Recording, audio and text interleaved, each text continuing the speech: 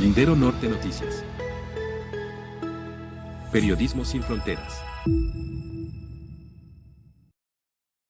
Pues ya se les complicó el tema a las autoridades porque para el secretario de Seguridad Pública Ciudadana, Laureano Carrillo, la percepción de inseguridad es alta responsabilidad de la prensa y además descalifica o realmente no considera como confiables los datos que maneja de manera científica INEGI en cuanto a sus encuestas. Vaya declaración. También tendremos unos ejemplos que se dan a conocer por las mismas personas de videos de lo que es el aguachicoleo y cómo termina impactando esto tanto para los distritos de riego como para el agua de las y los ciudadanos. Estaremos hablando de la información que el día de hoy se dijo en la mañanera de Marina del Pilar, como también pues otro golpazo o sacudida al bonillismo, porque Jaime Bonilla Valdés lo inhabilitan durante 3 años, no puede ocupar ningún cargo público y el doctor Querendón, como le decía Bonilla a Alonso Pérez Rico, fue vinculado a proceso en una audiencia maratónica registrada durante todo el día de ayer. Además, pues el análisis con Humberto Melgoza y su contraseña, con temas que tienen que ver con Sonora y que son de alto impacto. Ya iniciamos.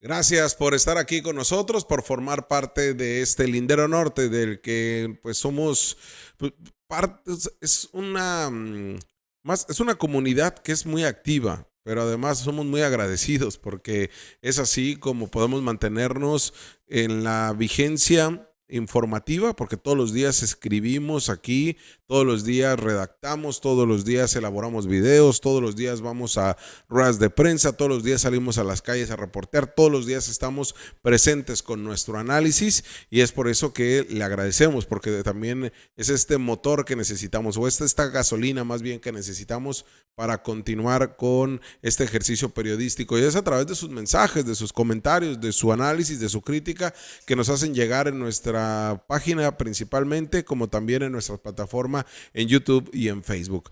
Gracias a quienes se suscriba, es muy fácil hacerlo y ya sabe que como todos los días le invitamos para que pues lo haga porque hemos ido identificando, ya le estaremos compartiendo algunas estadísticas de lo que es esta comunidad de YouTube. Ya estaríamos haciendo una evaluación anual con Isaac Zavala, quien es el productor de este programa, es el quien nos lleva la calidad en audio, video y en todos los contenidos detrás. Hay ya 2 patrocinadores más que se están sumando, o sea, ya se sumaron, o más bien se van a sumar y usted va a ver los productos, y que le hemos apostado a estos comercios locales, a estos comercios para hacer comunidad también, en donde el pequeño comerciante, el dueño de un negocio de comida te dice: yo me rifo para que se siga manteniendo, para que se pague la producción de este programa, para que se dé el contenido que tenemos todos los días y por supuesto, porque no solamente es un tema de contribuir al periodismo, sino también de ganar para el comerciante y donde también nos dicen, pues es un programa muy visto, es el más visto de la noche, al menos en la capital del estado y pues queremos dar a conocer nuestra actividad productiva y es ligada al sector gastronómico. Gracias de verdad por estar acá y ya tenemos en la vista y en la línea vía remota a Humberto Melgoza y su contraseña. Vamos le dando a ver qué es lo que pasó, qué es lo que está sucediendo en Sonora, en San Luis Río Colorado y en este semanario que sale todos los viernes y que estamos al pendiente de él. ¿Cómo estás, Humberto? Buen día. ¿Qué onda, George? Saludos, como siempre, al pie del cañón, como dirían los clásicos. Pues, ¿qué te cuento, Jorge? Luego de los bloqueos, de las movilizaciones de los agricultores, pues finalmente está pues libre el tráfico, excepto del retén de la Fiscalía General de la República, que tenían, por cierto, ahí a muchos vehículos detenidos, todos con bultos, son paisanos, por supuesto que vienen a visitar a sus familiares en estas épocas decembrinas. Y sí, llama la atención ahí que hay mucha actividad de los paisanos que vale la pena señalarlo. Escucho de repente la radio en Estados Unidos y le hacen una publicidad, una campaña muy fea al gobierno de México, a las autoridades de México, como si en cuanto cruzaran los fueran a asaltar los policías. Desafortunadamente, Jorge, sí es algo que ha ocurrido y que seguramente sigue ocurriendo. Pero pues tampoco, pues no se vale que por unos cuantos generalicen y prácticamente pues asusten a nuestros Sí. paisanos que ya ni quieren venir. La verdad, son bienvenidos con los brazos abiertos y ojalá que la autoridad pues también pues se ponga mucho las pilas para ir quitando poco a poco esa mala imagen que tenemos en el exterior. Sí, sin duda alguna, y es que lo vemos también en la garita, pues la que nos comenta, la de San Luis, en la de Mexicali, y más cuando les ven que vienen del gabacho, ¿no? O sea, que vienen, me refiero, no, o sea, obviamente vienen de Estados Unidos, pero que son residentes de allá, o que vienen, que no vienen nada más por un tema de esta convivencia que se tiene todos los días, sino que vienen a pasar las fechas decembrinas con regalos, con productos, para la familia, y pareciera que es a los que agandallan más, ¿no? Pues sí, ojalá que haya bastante criterio ahí por parte de las autoridades y que pues, respeten a estos viajeros que traen pues esos regalos que a veces se pueden confundir con fayuca, pero no, son muy útiles para estos paisanos que tenemos muchos parientes allá en el norte y que pues nos traen algunos regalitos en estas temporadas. También en estas fechas, Jorge, curiosamente se disparan los accidentes automovilísticos, como que el espíritu navideño invade de fuerte, de fea manera a muchas personas. Acá en San Luis nada menos la madrugada esta del domingo pasado hubo 4 accidentes entre volcaduras, unos se estrellaron por ahí, hubo hasta muertos. Entonces, curiosamente o coincidentemente es en las épocas decembrinas en donde se disparan este tipo de accidentes, muchas veces combinado con el alcohol, por supuesto, y por eso estos operativos decembrinos que hacen las autoridades, pues vienen a ser muy necesarios, sobre todo en el tema preventivo, los retenes que a veces pasan a ser molestos y más cuando pues las policías por ahí te quieren aplicar por ahí la del Puebla, también vienen siendo necesarios, Jorge, porque pues mucha gente acostumbra por ahí luego andar tomando y manejando y representa esto un riesgo para la población. Ese va a ser el tema de aquí hasta que se termine el año, Sí, inicia Guadalupe Reyes y pues es puro festejo, Jorge, sí. puras posadas y obviamente los calientitos o el piquete que nunca falte y por supuesto que hay que estar bien truchas ahí, pues de no combinarlo con el volante sobre todo.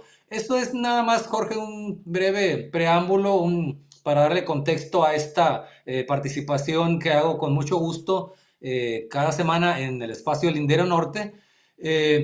Un tema, Jorge, importante que manejamos en la edición más reciente de Contraseña es relativo al dengue, esta enfermedad está muy peligrosa, contagiosa, que se transmite a través de la picadura de un mosquito infectado. Las autoridades pues, están haciendo unas campañas muy intensas, tanto el gobierno estatal como el municipal, el mismo gobierno federal, por supuesto, y las recomendaciones son muy básicas: no tener recipientes con agua estancada. Recientes lluvias, por supuesto que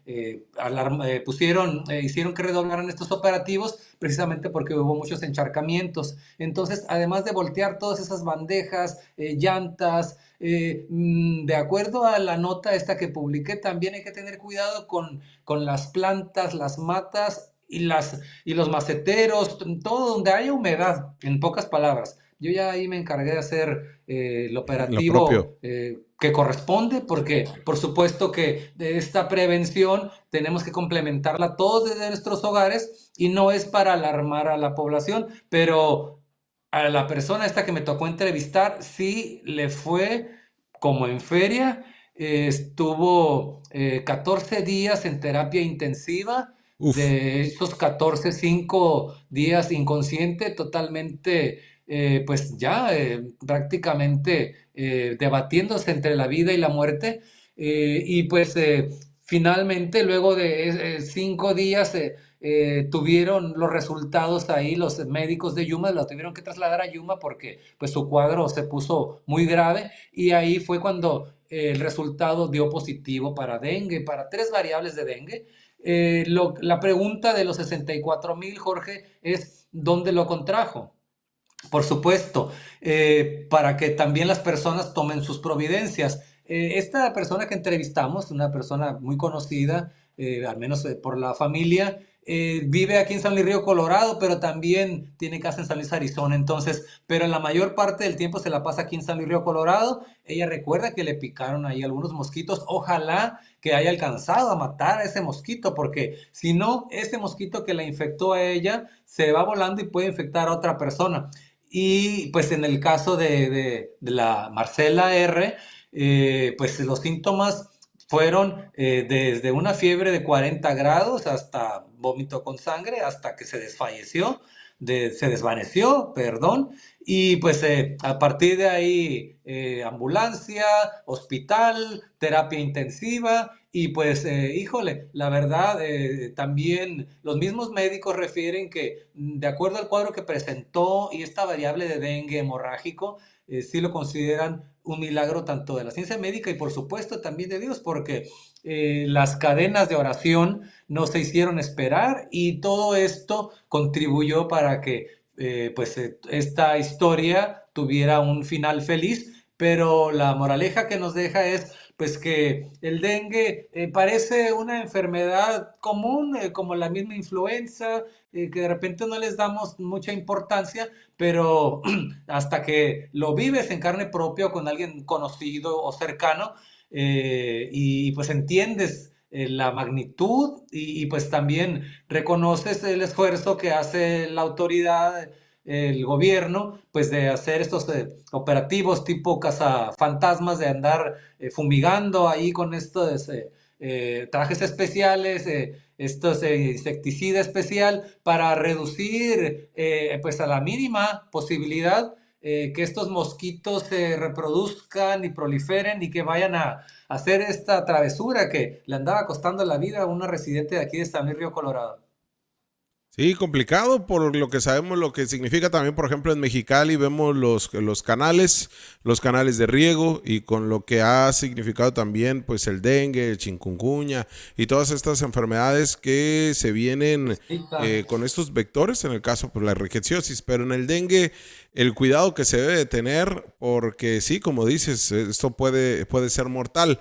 Y en otro tema, Melgoza, se hablaba de dos jóvenes que se encuentran desaparecidos en San Luis Río Colorado. No sé si tengas información de esto, que procedentes de Hermosillo, Sonora, que venían a alguna actividad a un centro de rehabilitación o anexo a San Luis y que, bueno, continúa la búsqueda de estos jóvenes.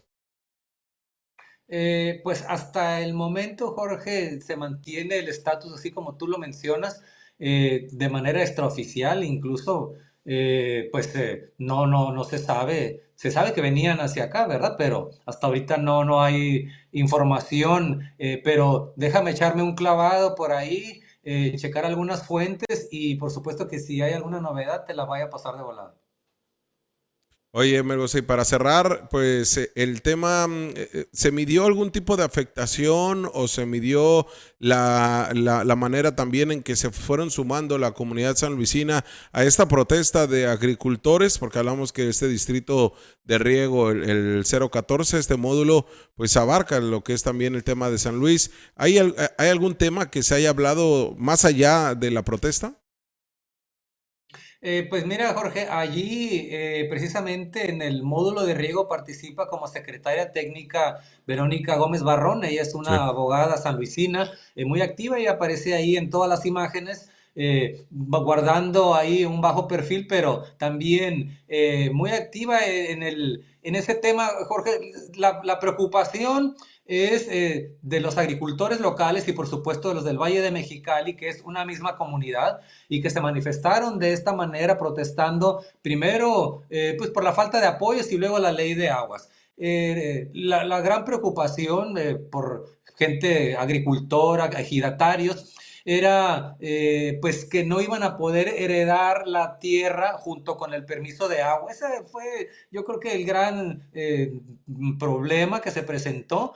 Y pues a partir de ahí, ahorita están todavía pues en un stand-by, se retiraron tanto de la garita comercial de Mexicali como del puente Río Colorado, pero es una tensa calma, es un impasse en el que siguen las negociaciones con el gobierno, y yo creo, Jorge, pues que ahorita la pelota se encuentra del lado de los legisladores, del mismo gobierno federal.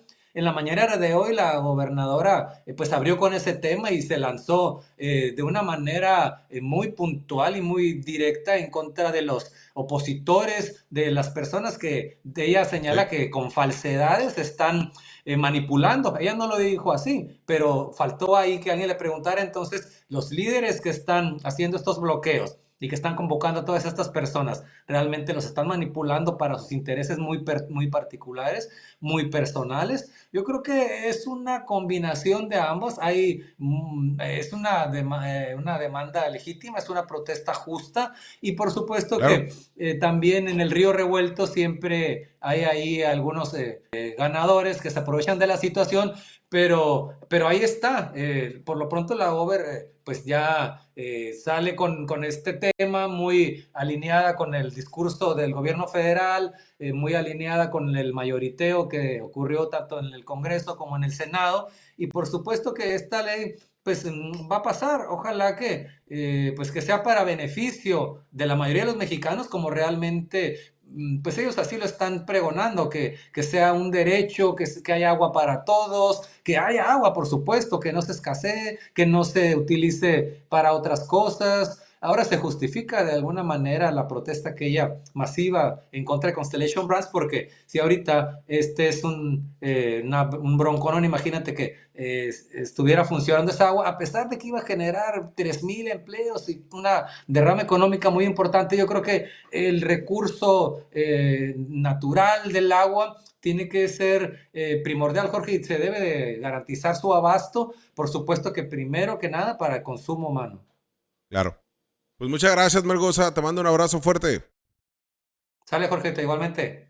Nos vemos Ahí pronto. tienen, ahí tienen ustedes a Humberto Melgoza y su contraseña, que está con nosotros, ya sabe, todos los martes. Y agradecer a nuestro amigo Héctor Banda, fotógrafo, quien, pues la verdad, se rifa el físico, y que la Secretaría de Cultura a nivel federal, el INVAL también a nivel pues, federal, le publicaron esta revista, este documento fotográfico que pues le reconoce el trabajo a Héctor Banda. Mírenlo.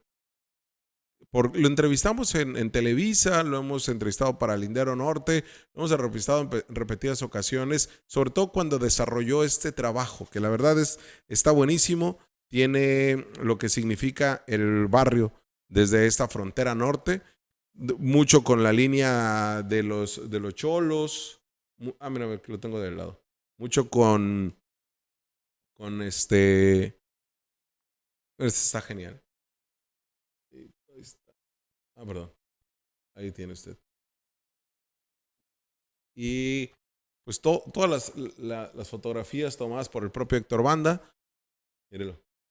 Írelo, dijeran en el barrio. Pero mire, realmente está genial, ¿no? Tiene un análisis de cada una de las fotos. Acá nos la dedicó el buen amigo Héctor Banda.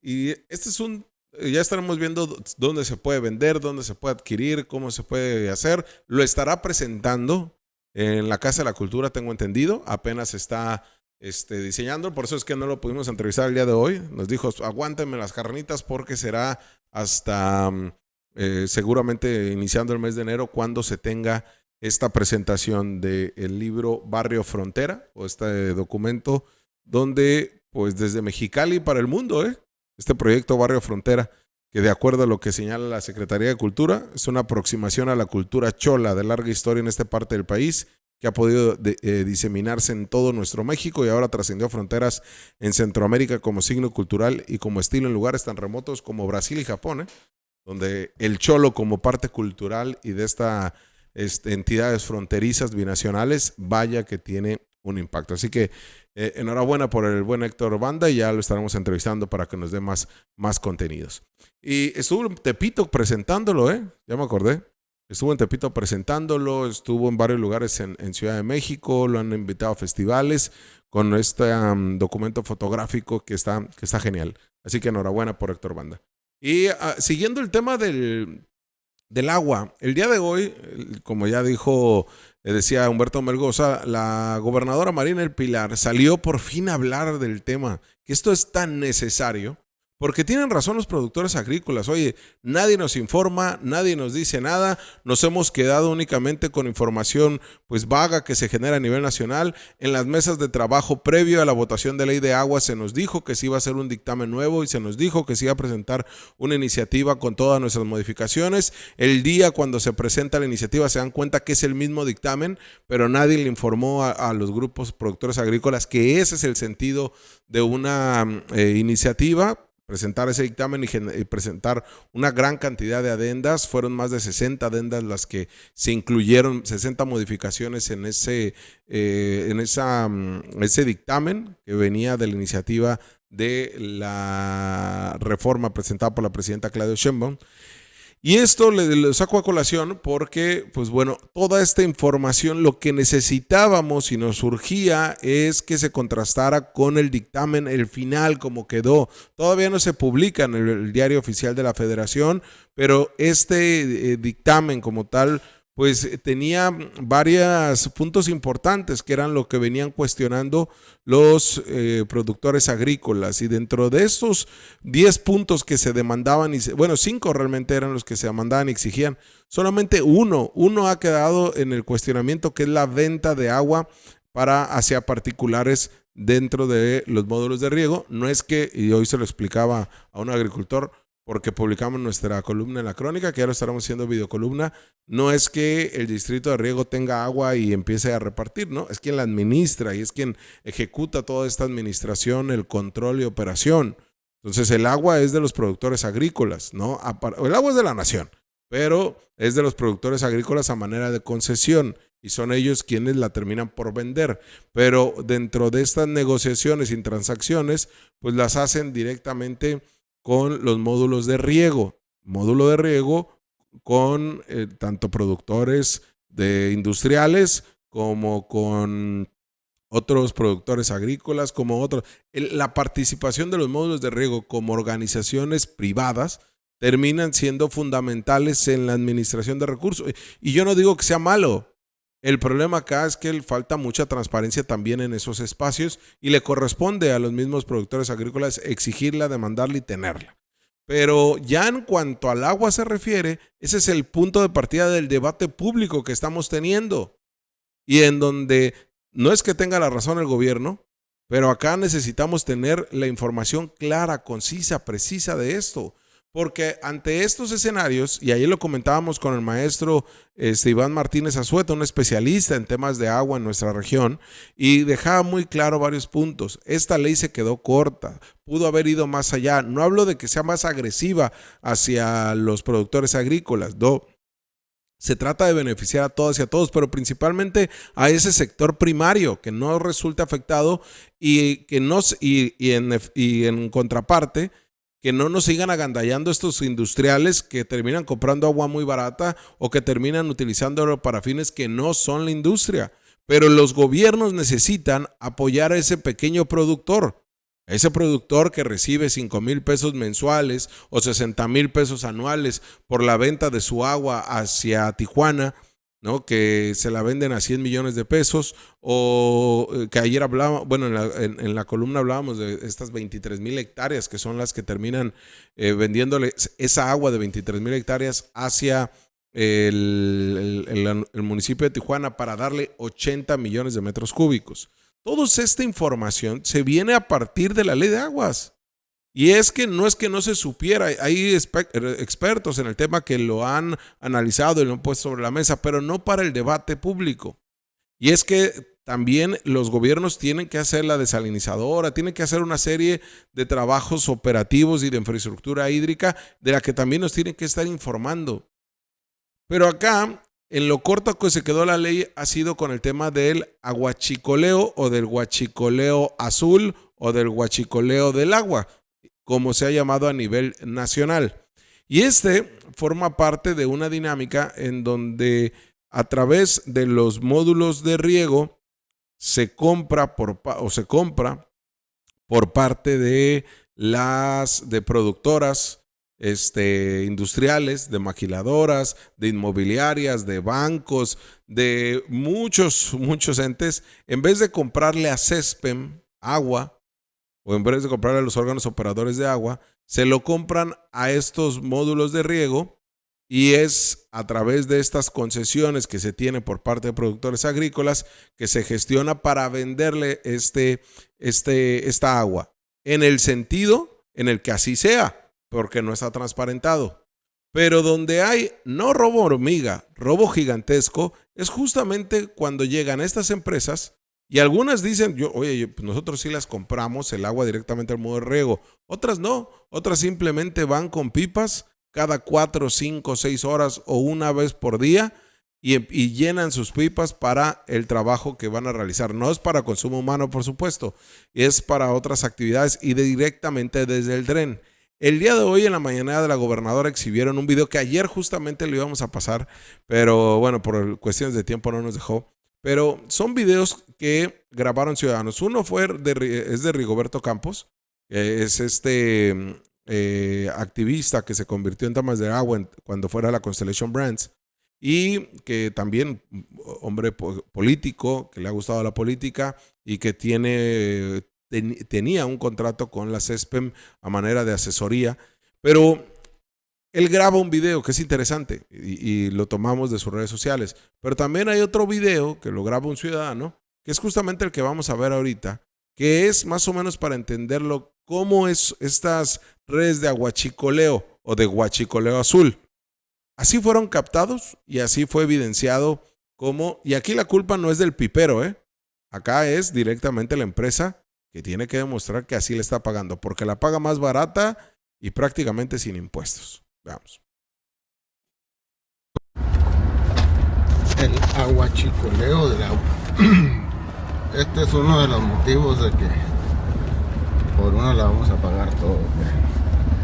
Esta pipa es de 50,000 litros y carga 3 veces al día.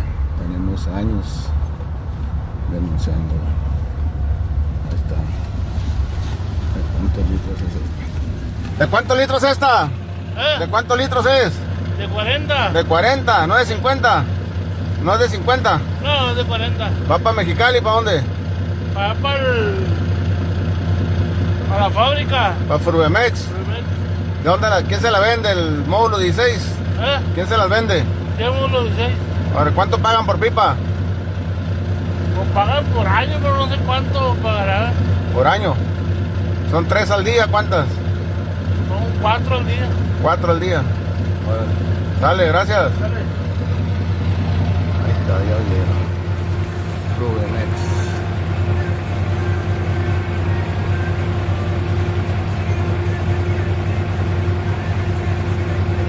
Por eso que están las cosas como están.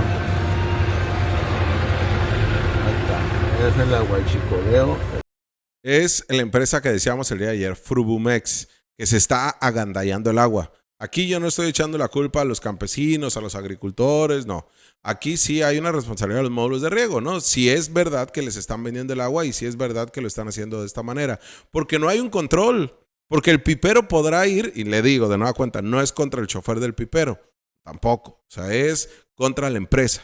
O sea, aquí podrán ir las veces que quieran. O sea, al final usted se dio cuenta que están así a la intemperie. O sea, ¿quién mide el agua? ¿De qué manera se le permite o no? ¿Quién está revisando? O sea, no hay absolutamente nada. Es ese famoso aguachicoleo. Pero además, le decía este video que graba el activista político Rigoberto Campos, quien pues así evidencia también. Esto era del módulo de riego 16, dijo, 16. Esta otra pipa es del módulo de riego 18. Vamos. Oye, entonces son 14,800. 14,084. 14,084 las pipas que sean durante un mes. Pues pueden ser, si da de cuenta, a veces cargo 2 pipas a diario, a veces no cargo, a veces cargo 3 pipas a diario, o sea, es variable, depende del trabajo que se ande realizando. ¿De cuánto es la pipa? ¿De 10,000 litros? De 15,000 litros, de 15 metros cúbicos. 15 metros. Es el módulo 18, ¿no? Así es. Ok, sale pues, gracias.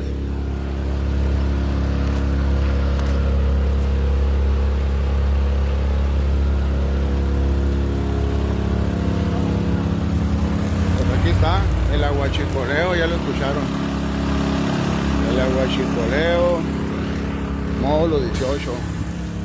Estos son los detallitos que rebotan, pues. Todo esto lo documentamos en el 2017. Hoy estamos a 2025. El aguachicoleo del agua. Ok, estamos a 8 de diciembre. Ahí está la fecha, del 2025. 8 de diciembre del 2025. Para que no digan que es video viejo. El aguachicoleo del agua. Módulo 18. Y esta agua va para una trituradora. ¿Por qué señala Rigoberto Campos que en 2017 lo expusieron de esta manera? Porque fue el módulo de riego 18, bueno, a través del módulo de riego, que se vendió el agua de 365 hectáreas a la empresa Constellation Brands, ¿no? Y porque tenía agua. Y además por lo que se planteaba hacer la instalación y producción de cerveza, que al final, bueno, usted ya conoce la historia, los movimientos sociales, y de entre ellos el activismo de Rigoberto Campos fue fundamental para que se echara para atrás. En ese sentido, lo que vemos es justamente algo que se ha señalado a nivel nacional. Y le digo, no es que le demos la razón al gobierno, es que esto existe desde hace mucho tiempo. Y esto se había dejado pasar incluso por los mismos gobiernos morenistas. Decimos, el control no solamente de las pipas, con este robo que son hormiga, que para nada es hormiga, pero también en el control de los pozos de agua, donde están involucrados políticos del PAN, del PRI, de Morena mismo. O sea, no es exclusivo del PRIAN-MC. Esto también está involucrado por omisiones, por agandalles también de políticos de Morena. Y es donde tenemos que ponerle también los puntos sobre las IES. ¿Por qué se permite esto? Y es donde, de acuerdo a lo que señala el gobierno, pues se va a trabajar con esta nueva ley de aguas, ¿no? Esto está por verse. Tampoco le digo, no nos garantiza, y es algo que cuestionamos el día de hoy en la mañanera, dejémonos de esta tontería de no mentir, no robar y no traicionar, porque al final terminó siendo una tontería porque hubo actos de corrupción en el gobierno de Andrés Manuel López Obrador. Como narrativa para llegar al poder electoral está muy bien, cae perfecta. Son esas ideas que tiene el expresidente AMLO que vaya que impactaron y que dejaron huella, ¿no? Como tantas que dijo. Eran importantes en un contexto político electoral, pero ya como gobierno, por eso se crean protocolos, por eso hay reglamentos, por eso hay leyes, por eso hay mecanismos anticorrupción, por eso, porque no te puedes fiar con que yo no robo, yo no miento, yo no traiciono. Entonces, lo que se necesita, ahora lo que se viene con la ley de aguas es las leyes reglamentarias, y ahora se viene verdaderamente a dónde van a meter los dientes y cómo. Porque nos dicen que van a combatir el aguachicoleo. Con lo planteado se ve muy difícil. Pero veamos, le preguntamos al secretario de Agua, Víctor Amador, justamente sobre el tema. Esto fue lo que nos dijo. Que va a poder abonar a combatir el aguachicoleo, porque esto es más recurrente de lo que se piensa y también es una fuga grande. Lo que pasa es que ahí, como se ve, vienen sanciones grandes específicamente para eso, ¿no? Entonces yo esperemos, y nosotros vamos a estar haciendo denuncias con la Cámara de los casos que sepamos para que se combata. ¿Ustedes ya habían identificado algo? Había rumores, no teníamos una evidencia. Yo físicamente no tenía una evidencia de un caso. Ahorita lo vimos, se lo turnamos a la Conagua y estamos esperando pues que tome las acciones. Se están esperando las acciones correspondientes a lo que señala el propio Víctor Amador, quien es el secretario del Agua, que el día de hoy pues bastante trabajo le tocó, bueno, no el día de hoy, no, sino las últimas semanas con el tema de las mesas de trabajo, mesas de negociación. Él ha estado ahí como parte de la Secretaría del Agua, la verdad es que sí lo hemos visto chambear, y donde ahora pues también se han empapado de lo que ocurre al interior del Valle Mexicali, entre ellos pues qué pasa con la venta de este recurso hídrico, qué pasa con lo que le están vendiendo a los productores agrícolas. O sea, ¿por qué es que hay una diferencia? Entiendo que no es lo mismo que yo tenga 10, 5, 20 hectáreas contra el que tiene 100 y quien vende el agua de sus hectáreas, pues no es el mismo monto que me van a dar a mí y a la otra persona. Pero se explicaba, y le digo, tuve la oportunidad de platicar con 2 productores agrícolas que me externaban que pues sí se les hacía raro que no había transparencia en esto. Entonces ahí también es donde se debe trabajar. ¿Qué es lo que nos dijo al respecto el propio secretario del Agua sobre este tema? Veamos. Usted, yo platicaba el fin de semana con 2 productores agrícolas y hablaban de que a ellos les pagaban 5,000 pesos mensuales por su agua que vendían hacia Tijuana principalmente. ¿Hay un desconocimiento del pago, de la transparencia en los módulos de riego? Nosotros nos enteramos aquí en la mesa porque una persona dijo, a mí me pagaban 60,000, lo que dices tú, ¿no? A mí me pagaban 60,000 pesos al año. Entonces, digo, bueno, entonces, ¿cuántos son y a cuánto les pagas? O sea, es la parte que no sabemos. Que es cuando me dicen, ¿cuánto le paga a cada persona por el agua? Pues la verdad yo no sé porque se la pagan al módulo. Entonces, la conciliación del agua era con el banco de agua. El banco de agua te decía cuánta agua ofertaba cada módulo y tú le pagabas a cada módulo, ¿sí? Entonces, lo que pasa internamente en el módulo, nosotros lo desconocemos. Son organizaciones privadas, los módulos terminan siendo. Bueno, son organizaciones particulares, ¿verdad? Y que tienen sus reglas de operación, como tienen un comité administrativo ahí, un presidente y demás, secretario y tesorero, pero lo que hacen, lo que ocurre en el módulo, pues ahora sí como dicen, ¿no? Lo que ocurre en el módulo. Ojo, con todo esto que estamos exponiendo, no, porque por ejemplo, en este caso que presentaba Rigoberto Campos, pues estamos hablando que eran 15,000 litros de agua por pipa. Hablamos que al hablarle con el dueño de la trituradora, pues decía, oye, me están dando 2 pipas al día. En el análisis que incluso el mismo Rigoberto compartía en sus redes sociales, pues hablamos de 10 millones de metros cúbicos. Y lo que termina por pasar, por ejemplo, exhibía él, pues termina todo en donde mismo, ¿no? En donde hay una falta de transparencia, en que alguien no está pagando por lo que es el agua. 10,800,000 litros son los que estarían teniendo tan solo en un año esta empresa. ¿A cuánto lo paga? Y porque dijo que paga 14,000 pesos al mes, ¿no? 14,000 pesos al mes. O sea, eso es lo que se está llevando por el agua. Y obviamente ese no es el costo. Eso no es lo que debería de costar. ¿Por qué está pagando tan poco? ¿Y por qué no está asumiendo todo los trámites que debería de hacer? Ojo, no, con esto no estoy ni satanizando, ni estoy diciendo que los módulos desaparezcan, ni es un tiro de módulos de riego contra Conagua. No. Los módulos existen por algo, pero sí se deben de identificar como son agrupaciones privadas. Pero Conagua no nos ha garantizado transparencia tampoco, ¿eh? Si esa agua regresa a Conagua, no nos garantiza que la van a ocupar de manera correcta. No nos garantiza absolutamente nada. Entonces, es por eso que es importante que haya venido Efraín Morales para que sienta lo que se vive acá en Mexicali y palpe las necesidades y las demandas que tienen los productores agrícolas. Pero Conagua no es sinónimo de rendición de cuentas, transparencia y anticorrupción. Todo lo contrario. Entonces entiendo muchos productores agrícolas que también me han dicho, oye, pues sí, pero nos van a quitar esa agua y la va a tener Conagua y ellos son corruptazos, ¿no? Y ahora, ¿cómo la vamos a manejar? Bueno, eso es justamente lo que tendrán que hablar en estos acuerdos y tendrá que entregar, porque no tenían los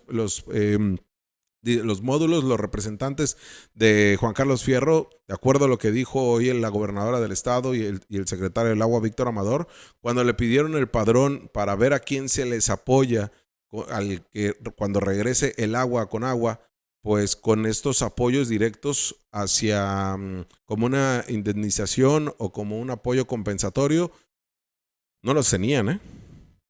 No tenían estos padrones que serán entregados a gobierno y de esta manera se tendrá que gestionar un recurso de apoyo. Así que veremos en qué termina esto y le seguiremos informando al respecto. Cambiando de tema, alguien que le ayude al secretario, por favor. Alguien que de verdad, aquí nos damos cuenta que esta es la visión militar. Aquí nos damos cuenta de por qué no entiende absolutamente nada de lo que pasa en el Estado el secretario Laureano Carrillo. Aquí nos damos cuenta por qué los militares no tienen por qué comandar los esfuerzos de policías civiles y el entendimiento de una política pública en materia de seguridad. Están muy bien en los cuarteles, están muy bien para diseñar estrategias, están muy bien para definir cuál es el trabajo militar en cuanto a los operativos de seguridad. Pero cuando les das les das todo el pastel, como lo tiene Laureano Carrillo, como lo tenía Tizoc y como lo tenía Landeros Briceño, todo el pastel, incluso Laureano tiene más. El que va a decidir qué hace acá la municipal, qué hace acá los militares, qué hace acá la Guardia Nacional, qué hace acá la Policía Estatal Preventiva. El general de brigada recientemente ascendido, Laureano Carrillo, hoy no entiende nada de materia de seguridad y nos lo dejó claro.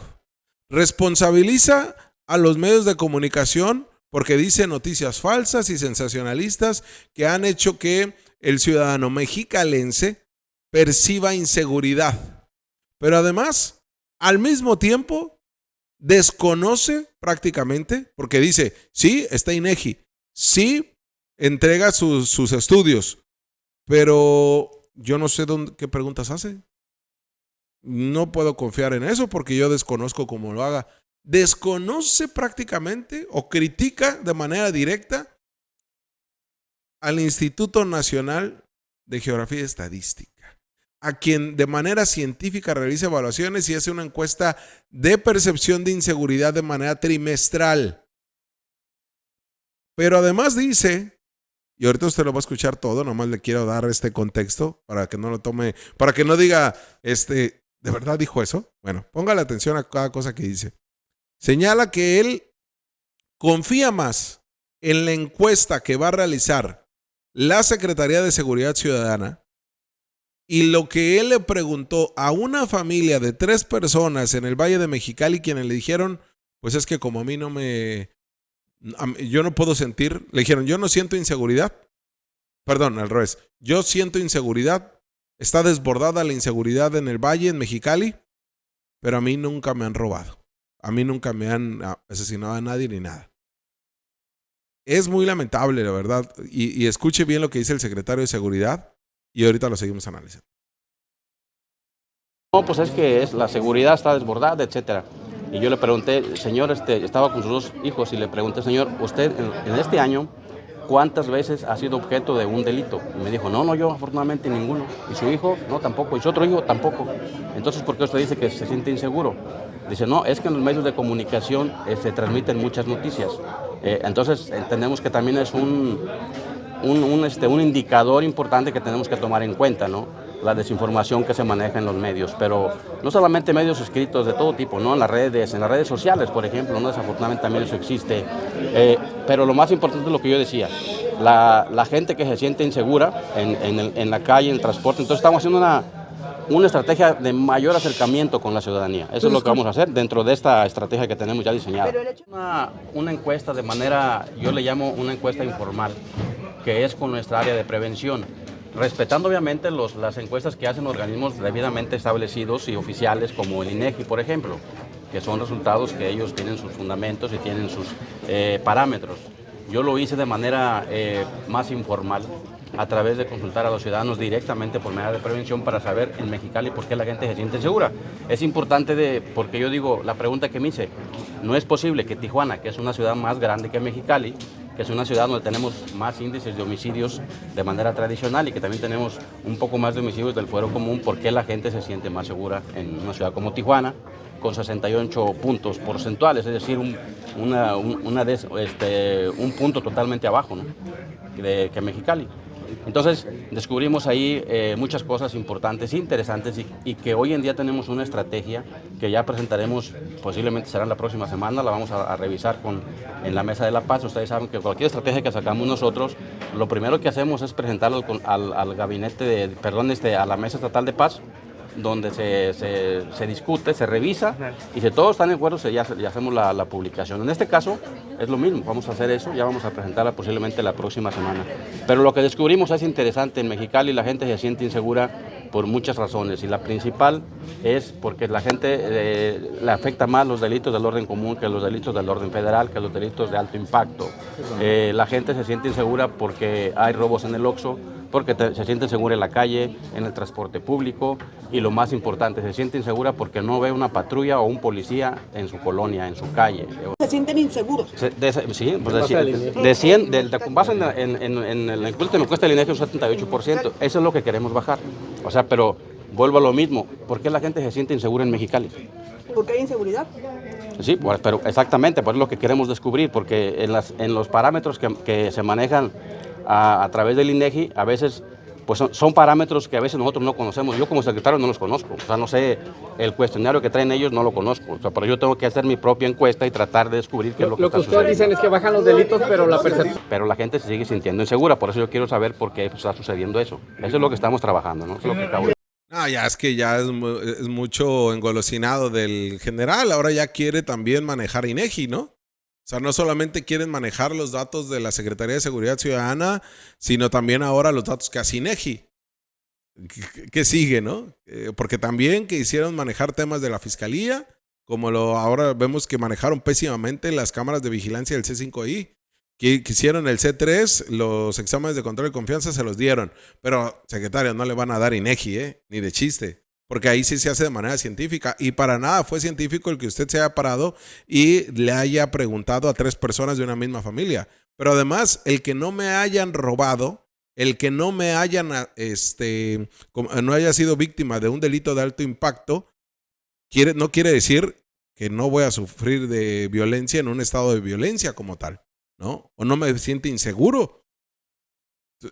Porque además, si a eso vamos, hay que recordar que de acuerdo a los datos duros que arroja el mismo INEGI, el 90% de los delitos no se denuncian en Baja California y en el país. Hablamos de una cifra negra de quienes sí sufrieron un delito, de quienes sí fueron víctimas y no denunciaron, y que está invisible la procuración de justicia para estas personas.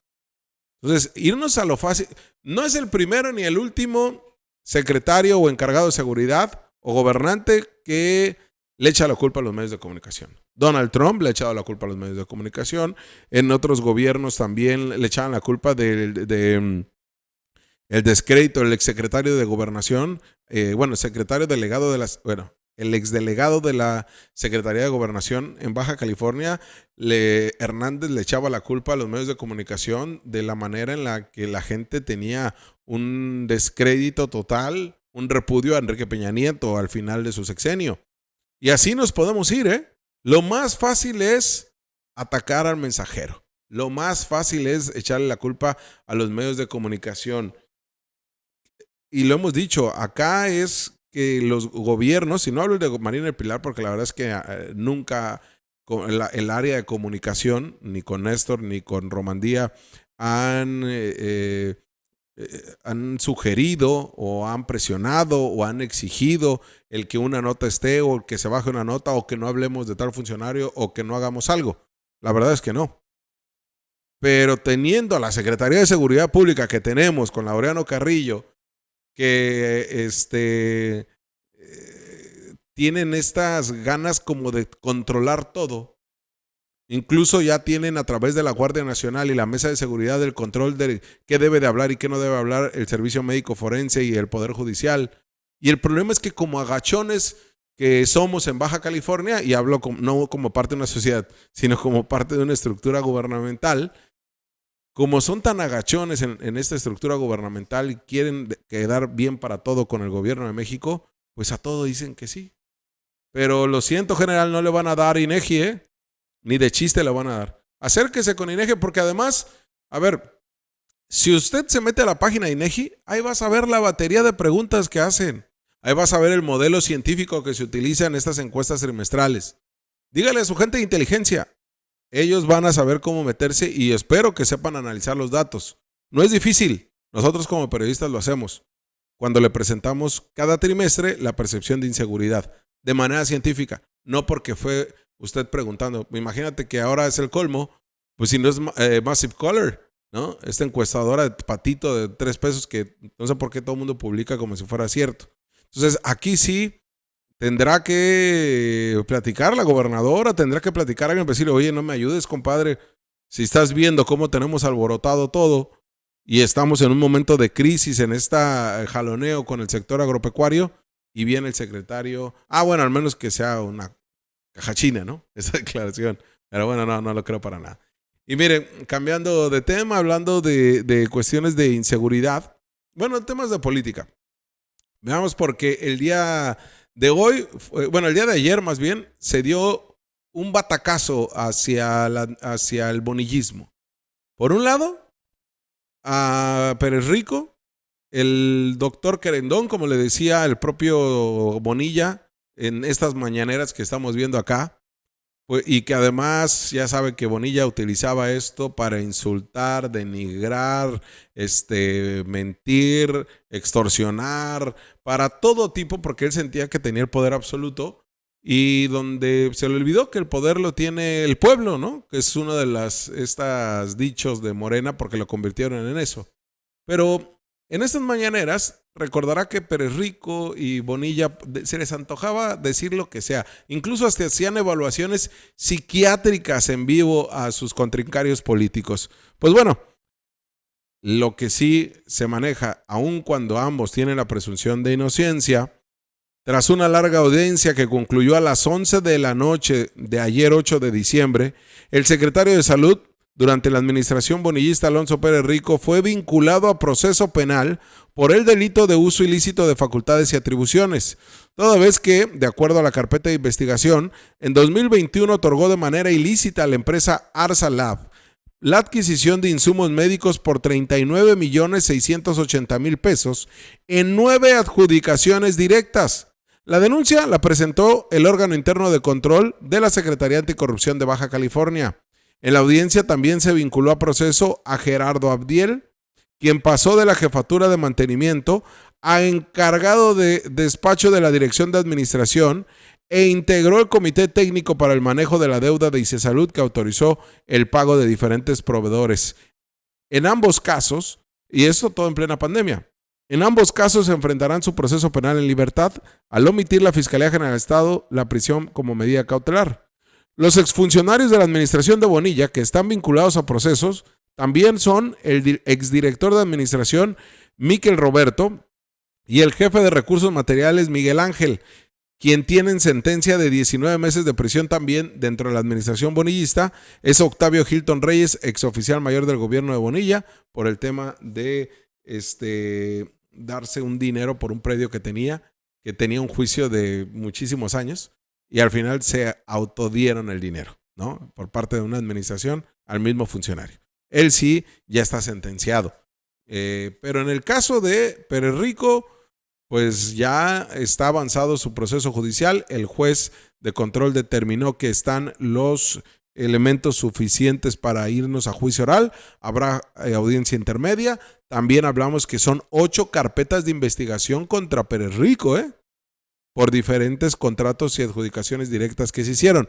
Pero esta de Arsa Lab ya está vinculado a proceso y todo eso se dio una audiencia larguísima que a las 11 de la noche del día de ayer culminó.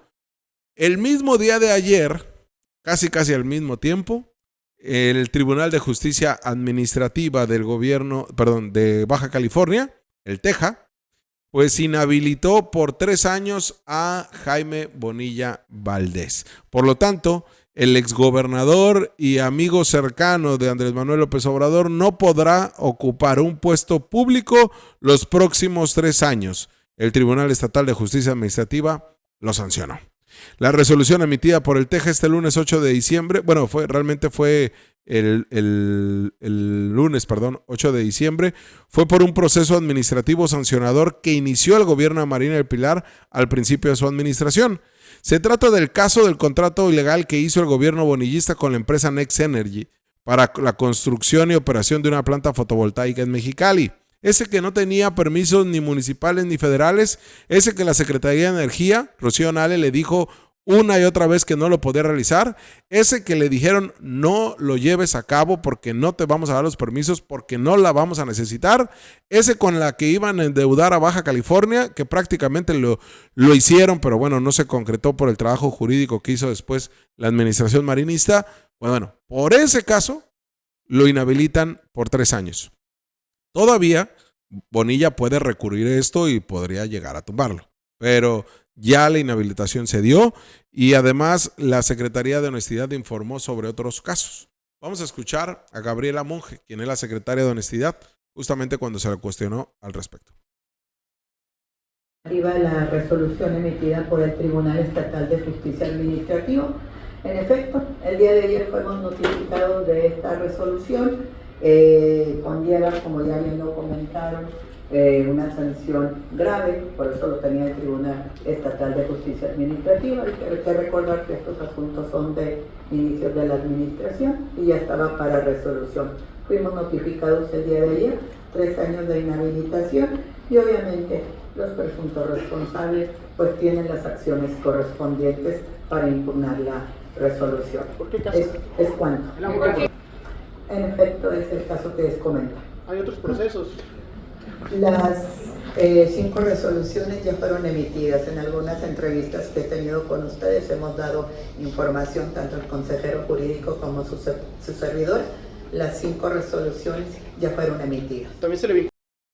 Así lo dijo, obviamente guardando mucho las condiciones de la carpeta, del procedimiento administrativo sancionatorio. Fue muy cautelosa la secretaria anticorrupción y ya veremos. Mañana estaremos hablando de una pregunta que le hicimos, 2 preguntas que le hicimos a tanto a la Secretaría Anticorrupción, a la gobernadora Marina del Pilar sobre 2 casos distintos. Mañana lo estaremos abordando acá. Pero era importante pues este tema porque sí, vaya batacazo, vaya sacudida que le dan al bonillismo. En vísperas de lo que se ve, no habrá alianza entre el PT y Morena, pero todo lo define a nivel nacional y golpeteos por todos lados, ¿no? La diputada del PT contra la alcaldesa de Rosarito, Rocío Adame, lo que sucede en San Quintín con la exregidora del PT, que se sale por señalar que había un contubernio entre Miriam Cano y Jaime Bonilla Valdés, y una serie de elementos que se están pegando PT y Morena, y ya veremos qué pasa con la alianza. Pero esto esperemos que se concluya como va dando, y no en el aspecto de que los encuentren sentenciados. Lo que yo digo es que no interfieran los temas políticos, de acuerdos que se puedan dar entre las cúpulas en Ciudad de México. Y mire, por otro lado, ya para despedirnos, este caso que generó de verdad muchos comentarios, muchas compartidas en nuestras redes sociales y en la página del Lindero Norte, y tiene que ver con una pareja que fue detenida a finales del mes de noviembre. Fueron detenidos estos hombre y mujer, originarios de San Luis Potosí, abogados, que procedentes de Monterrey, tengo entendido, o de la Ciudad de México, llegaron al aeropuerto de Dallas, en Estados Unidos. Cuando llegan al aeropuerto intercontinental George Bush, es en Houston, no es en Dallas, George Bush en Houston, procedentes de México, son detenidos por participar en una fraude inmobiliario y lavado de dinero, de acuerdo a lo que obra ya en un tribunal federal en San Diego. ¿Por qué en San Diego? Porque quien estamos viendo en la imagen, Víctor Hugo Villalobos Almazán y Nayeli Noemí Montoya Rodríguez, se hacían pasar por propietarios legítimos de varios terrenos baldíos en el condado de San Diego, falsificaban documentos con firmas notariales y los vendían para después blanquear el dinero y depositarlo en cuentas de banco internacionales. Son 15 diferentes cargos relacionados a fraude inmobiliario, por lo que fue procesada esta pareja de mexicanos en un tribunal federal de San Diego, acusados de orquestar un complejo esquema de fraude inmobiliario y lavado de dinero que defraudó a víctimas por $1 millón. Todo esto al sur de California. Este caso, le digo, ayer lo publicábamos, ayer lo dábamos a conocer, forma parte de un boletín informativo especial y además pudimos obtener más datos de este caso, esto que le da agencias de Estados Unidos, porque de acuerdo a las autoridades estadounidenses, la acusación formal solicita la confiscación de más de $87,000 incautados a una cuenta bancaria de la pareja y otros activos relacionados con las presuntas actividades de fraude y lavado de dinero. Las ganancias de las ventas fraudulentas que le hicieron a varias personas que denunciaron este ilícito fueron depositadas en cuentas bancarias estadounidenses, después fueron blanqueadas para llevarlas a cuentas bancarias internacionales. Por esta actividad criminal, les fincaron los delitos fraude electrónico, conspiración para cometer fraude, robo de identidad agravado, conspiración para blanquear dinero y lavado de dinero. Vaya delitos para Víctor Hugo Villalobos y Nayeli Noemí Montoya, que usted los veía, a ver si podemos pasar la imagen. Esto fue cuando llegaron al aeropuerto de Houston, al aeropuerto de George Bush. Llegando, inmediatamente fueron identificados por las cámaras y detenidos por autoridades estadounidenses. Ya veremos qué sucede, si se declaran culpables o inocentes. Estaremos pendientes de la próxima audiencia. Y relacionados con fraudes inmobiliarios, tendremos dos temas que estaremos presentando, yo creo que la siguiente semana. Con esto nos despedimos, le agradezco, lo dejamos con el tema de la Villa Navideña, porque ya, a ver si tenemos también otra cosa que le vamos a pasar a Isaac, pero creo que no. La Villa Navideña del gobierno municipal, ya tendremos Villa Navideña otra vez, como todos los años. Se pensaba que no por el desastre que dejó Ismael Castro, pero sí, el gobierno municipal adelantó la Villa Navideña. Bueno, no la adelantó, perdón, pero adelantó la información de que habrá Villa Navideña. Bueno, si quiere, vemos el video y regresamos. Elfo, ¿ya sabes lo que va a pasar el 12 de diciembre? Claro, es mi día favorito del año. Exacto, es la inauguración de la Villa Navideña. Y el encendido del árbol navideño. Sí, en donde va a haber luz, magia navideña y mucha música.